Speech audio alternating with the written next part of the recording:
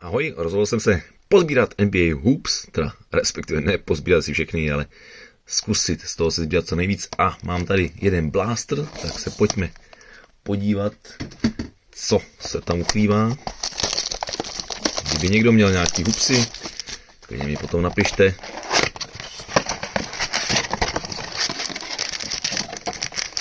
Tak, takže 56 karet, 7 balíčků po 8 kartách. Budeme hledat zelený paralelky a samozřejmě můžeme tam trefit i casey jako block by block anebo boom shakalaka nebo podpis a další karty. Tak doufejme, že budu mít štěstí.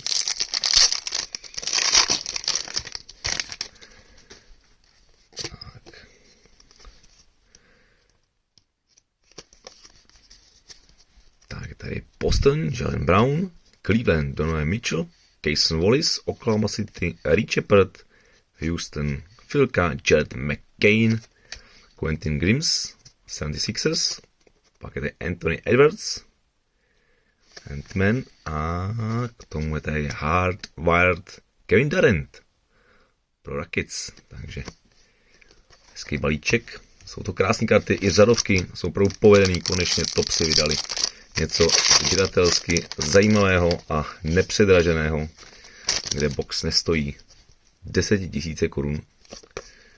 Tak, Jordan Kuminga, Warriors, Jackson Hayes, Lakers, Benedict Maturin, Indiana, Kyle Lowry, 76ers, Detroit, Oscar Thompson, Ivica Zubac, Clippers, Chris Murray a je tu ještě Kasparas Jakučionis pro Miami Heat na The Buzz.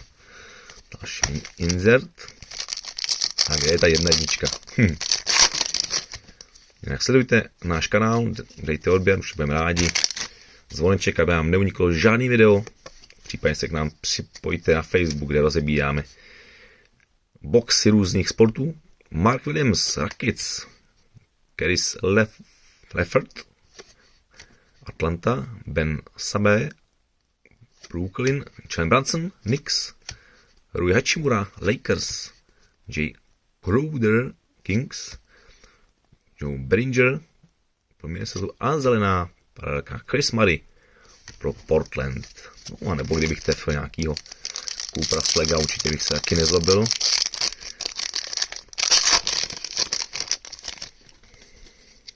Tak, tady je další zelená paralelka.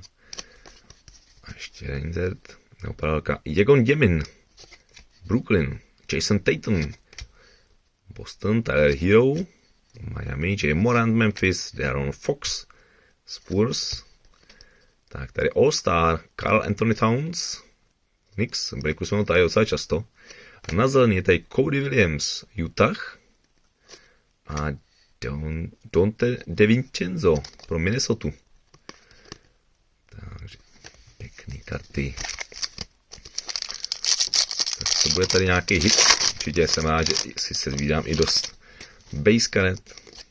Abych to nemusel honit po všech čertech. Tak. Javier Tillman, Boston. Yannick Conan Niederhäuser pro Clippers, rookie Joel Embiid, Philka, Jeremy Sochan, Spurs, Sam Heuser, Boston, AJ Green pro Bucks, a Dutiero, Lakers opět, taky jsme ho tahali hodně, a Derek White pro Boston, zelená paralelka. Tak zatím žádný extra hit, ale jak říkám, potřebuji na začátek určitě i ty základní karty.